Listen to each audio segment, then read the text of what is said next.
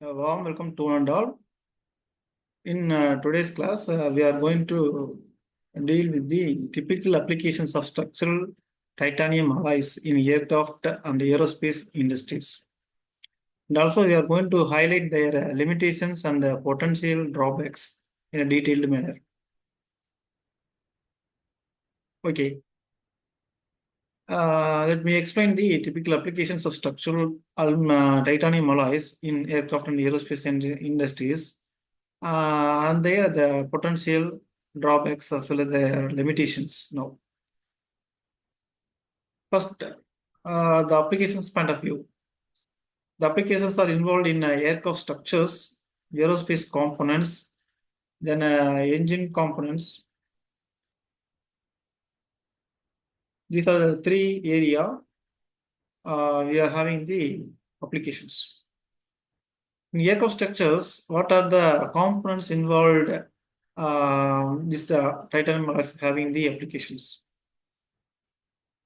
Generally, in aircraft structures, we have fasteners like a bolt, nuts, those things are fasteners, and fittings like brackets, clips, then sheet metal, sheets, and plates.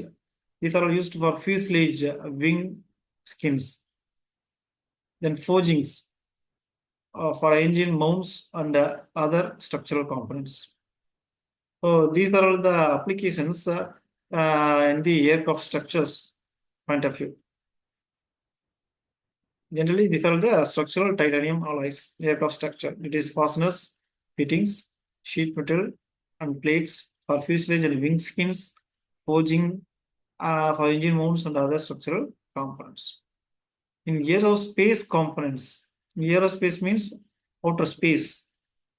Generally, these titanium alloys are used in rocket and missile components. Example, casings, fasteners.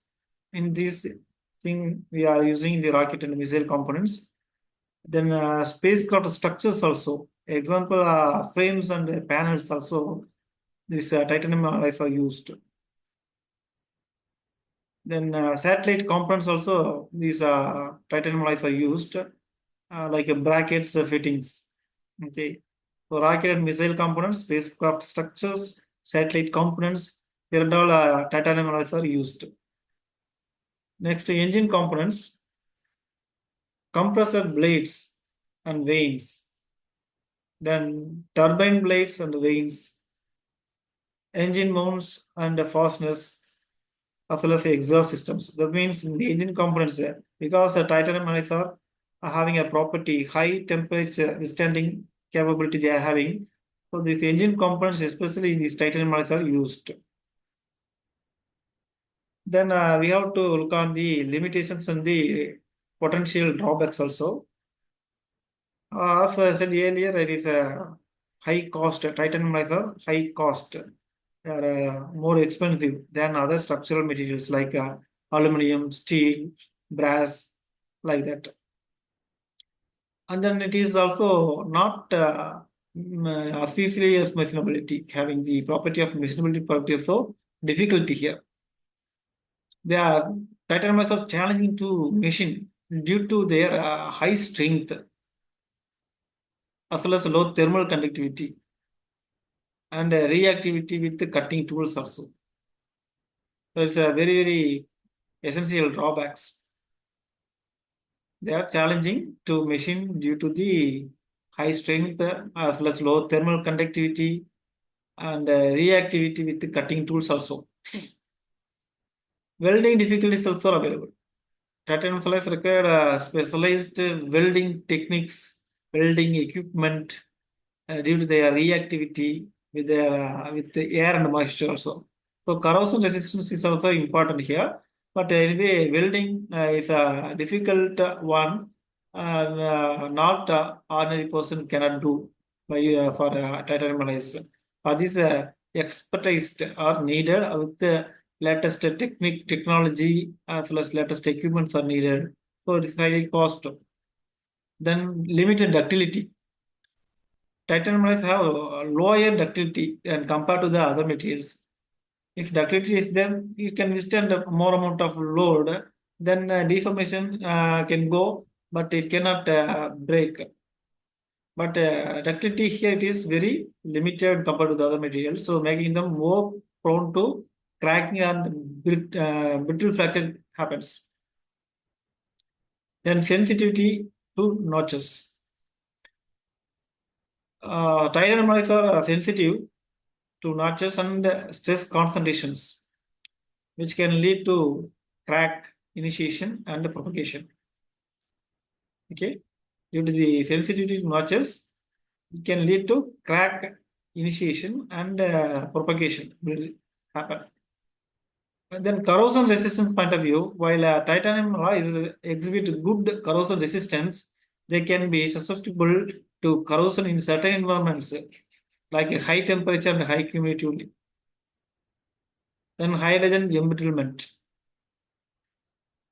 Titanium alloys can absorb hydrogen, leading to embrittlement and reduced ductility. Okay. Then material variability. Titanium alloys can exhibit material variability affecting their mechanical properties and performance. So, number of potential drawbacks are available. First one is cost base, it is higher. Machinability is difficult.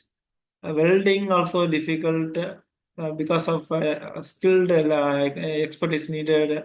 Equipment also latest equipment, new within innovation. So as the ductility point of view, it is very low. So it is easily you can break and fracture may occur. As well as sensitivity to notches. Here also crack initiation will happen.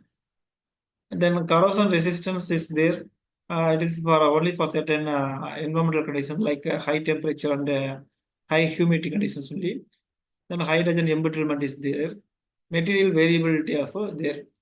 As a summary, we can have both advantages and disadvantages put together. We can have one summary. Structural titanium alloys offer exceptional strength to weight ratio, corrosion resistance, and high temperature properties, making them ideal for aircraft and aerospace industries applications. However, their high cost, machining difficulties, welding challenges, limited ductility, and sensitivity to notches, and corrosion resistance.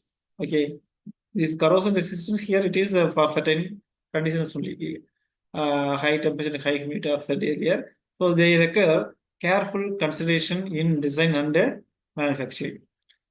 Okay, so today we have discussed what are the advantages and disadvantages and potential drawbacks of structural titanium alloys. Uh, thank you for watching this video. We will look another topic in the next video. Thank you for watching this class. Thank you.